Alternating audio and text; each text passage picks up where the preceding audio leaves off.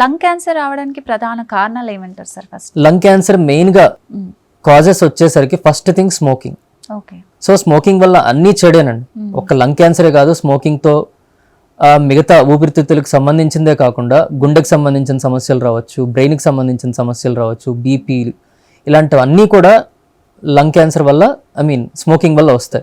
And smoking ఒక lung క్యాన్సర్తోనే కాకుండా ఇంకొక 12 రకాల క్యాన్సర్స్ వచ్చే అవకాశం కూడా స్మోకింగ్ వల్ల ఉంటుంది.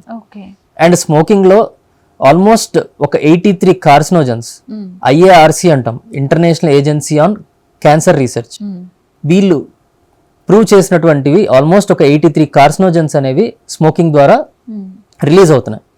సో ఇవన్నీ కూడా క్యాన్సర్ కారకాలే.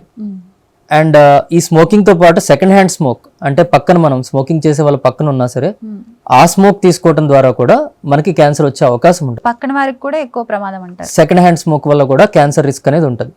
ఈ స్మోకింగ్ వల్ల ఆల్మోస్ట్ ప్రపంచంలో లంగ్ క్యాన్సర్ వచ్చేటటువంటి వాళ్ళే ఆల్మోస్ట్ 10 లక్షల మంది ప్రపంచంలో లంగ్ క్యాన్సర్ వల్ల చనిపోతున్నారు. అండ్ ఈ లంగ్ క్యాన్సర్స్ అన్ని కూడా స్మోకింగ్ కి అట్రిబ్యూట్ చేయొచ్చు.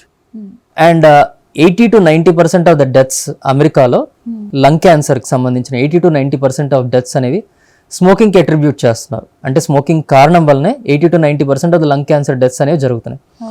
అలానే మీకు స్మోకింగ్ చేయని వాళ్ళలో వస్తుందా లంగ్ క్యాన్సర్ అంటే, స్మోకింగ్ చేయని వాళ్ళలో కూడా లంగ్ క్యాన్సర్ వచ్చే అవకాశం ఉంటుంది. బట్ స్మోకింగ్ చెయ్యని వాళ్ళు స్మోకింగ్ చేసే వాళ్ళని కంపేర్ చేస్తే గనక స్మోకింగ్ చేసే వాళ్ళలో 30%, 30 times, 30 రెట్లు స్మోకింగ్ చేయని వాళ్ళతో కంపేర్ చేస్తే స్మోకింగ్ చేసే వాళ్ళతో 30 రెట్లు ఎక్కువ అవకాశం అనేది లంగ్ క్యాన్సర్ వచ్చేదానికి అవకాశం ఉంది. సో ఫస్ట్ థింగ్ ఈ స్మోకింగ్ తో పాటు కాకుండా కొంతమంది ఇండస్ట్రీస్, కెమికల్ ఇండస్ట్రీస్ లో వర్క్ చేస్తుంటారు, లైక్ అర్సెనిక్, దాని తర్వాత బెరీలియం, యాస్బెస్టాసిస్ వల్ల కూడా మీసోథీలియం అనే ఒక లంగ్ టైప్ ఆఫ్ క్యాన్సర్ అనేది వచ్చే అవకాశం ఉంటుంది. సో ఈ కెమికల్స్ అర్సెనిక్ కానీ, యాస్బెస్టాసిస్ కానీ, బెరీలియం కానీ, కాడ్మియం, నికెల్, క్రోమియం, ఇలాంటి అన్ని కెమికల్స్, రాడాన్ ఎక్స్పోజర్, ఇలాంటి అన్ని కెమికల్స్ ఎక్స్పోజర్ వల్ల కూడా లంగ్ క్యాన్సర్ వచ్చే అవకాశం ఉంటుంది. ఇంకోటి రేడియేషన్. చాలా సార్లు మనం క్యాన్సర్ ట్రీట్మెంట్ కి రేడియేషన్ ఇస్తాం ఛాతీకి.